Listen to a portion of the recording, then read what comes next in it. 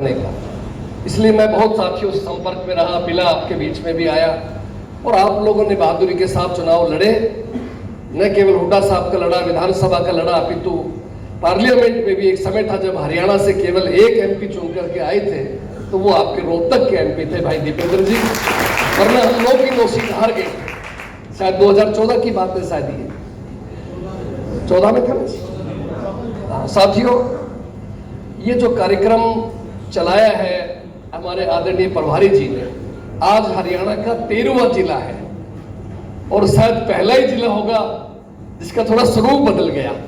नहीं तो सही मायने के अंदर कि हम जो कार्यक्रम करते हैं, प्रभारी जी का अपना एक तरीका, हर व्यक्ति की अपनी सोच है, अपना तरीका है काम करने का, और इनका एक तरीके की वजह से बताता हूं कि जो इन्होंने हरियाणा में आते ही शुरू किया और मुझे भी बुला के कहा, आदरणीय हुड्डा साहब से बात की कि मैं हरियाणा के हर विधानसभा के भाइयों से, लोगों से मिलना चाहता हूं और भाषणबाजी नहीं, उनसे राय लेना चाहता हूं कांग्रेस कैसे मजबूत बने।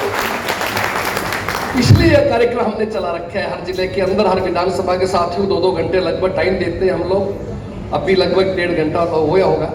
तो कुल मिलाकर के जो तरीका रहा इनका, आपने 16 राज्यों में देश में काम किया, कहीं सह प्रभारी के रूप में, कहीं ऑब्जर्वर के रूप में, विभिन्न रूपों में काम किया। महाराष्ट्र में लंबे समय तक आपने पार्टी के उच्च पदों पे काम किया, 3 बार विधायक के रूप में सेवा की। और आज अगर हिमाचल में को बीजेपी की सरकार को हटा करके कांग्रेस की सरकार जो बनी है ना, उसका बहुत बड़ा श्रेय श्री संजय दत्त जी को जाता है। वो इसी तरीके से पूरे हिमाचल में आप एक-एक शहर में गए, ब्लॉक में गए, विधानसभाओं में गए और लोगों से मिले। और अभी जो जिक्र कर रहे थे हमारे बत्रा जी, पूर्व मंत्री जी, और सब नेताओं को बैठा करके समन्वय से काम किया कि हमें किसी भी तरह राज लाना है, इसलिए सब नेताओं को साथ बैठाया और उसी क्रम में आप हरियाणा में चल रहे हैं। हमें खुशी है कि आपके काम करने के तरीके से बहुत अच्छा एक संदेश गया है और हर कार्यकर्ता को मौका दिया जाता है। अभी मेरे बोलने के बाद में अभी जो माइक है, छोटा माइक, ये आपके पास जो साथी बोलना चाहेगा, हालांकि मुझे लगता नहीं किलोई में से बोलने की जरूरत है क्योंकि आप तो अपने आप में कांग्रेस और अपने आप में सक्षम हो, फिर भी हम चाहेंगे कि जो साथी ऊपर हाथ करेगा उसके पास से माइक जाएगा और हम केवल एक ही बात कहेंगे, भाई कांग्रेस पार्टी को, संगठन को मजबूत करने का कोई सुझाव आपका हो तो बताओ।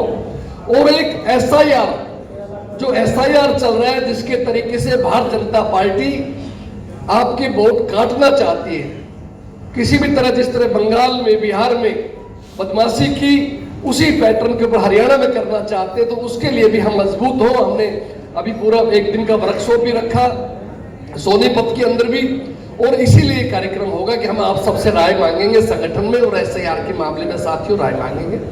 तो मुख्य रूप से मैं आप सभी साथियों का, जो आज किलोई विधानसभा से खासतौर जो हमारी पहली मीटिंग है, समय निकाल करके आप लोग आए हो, मैं हरियाणा प्रदेश कांग्रेस की तरफ से आप सबका हार्दिक स्वागत भी करता हूं, अभिनंदन करता हूं, धन्यवाद करता हूं।